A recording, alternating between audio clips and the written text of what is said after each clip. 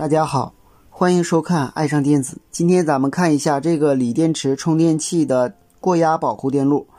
这个保护电路呢，包括我们这个电源管理芯片 L6599的八角。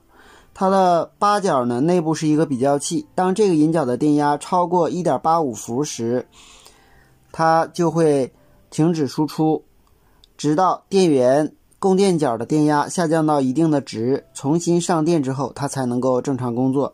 也就是说，八角就是一个保护引脚。八角外接电路是对地分压电阻，是一个 10K 的，这还有一个滤波电容。滤波电容这一端，也就是接在八角上的这端，接这个位置有一个限流电阻。限流电阻的这端是接在保护光偶的三角上，保护光偶的四角是通过这个限流电阻在芯片供电上取得电压。保护光偶的二角直接接我们输出的地，它的一角是通过这个位置有一个稳压管，稳压管的正极是接它的一角，稳压管的负极是接这个限流电阻。这个限流电阻这端就是我们的主输出。当主输出电压正常的时候，稳压管的稳压值高于输出电压值，所以稳压管不被击穿。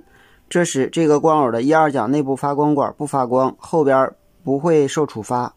当输出电压过高的时候，由于这个位置的电压高，稳压管被击穿，光偶的一二角内部发光管发光，使四三角导通，从而使八角变成高电位，使芯片内部保护电路被触发并锁定停止输出 PWM 信号，整机停止工作。在散热片与开关变压器之间，这个位置有一个稳压管，就是过压保护稳压管。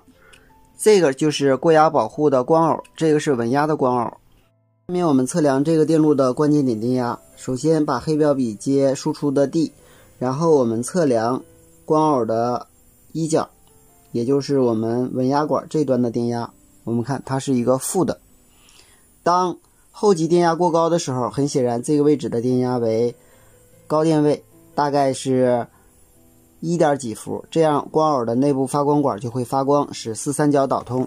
下面我们模拟一下，我们可以用电流档，然后我们把这个光偶的四三角短路，我们看是否能够受触发。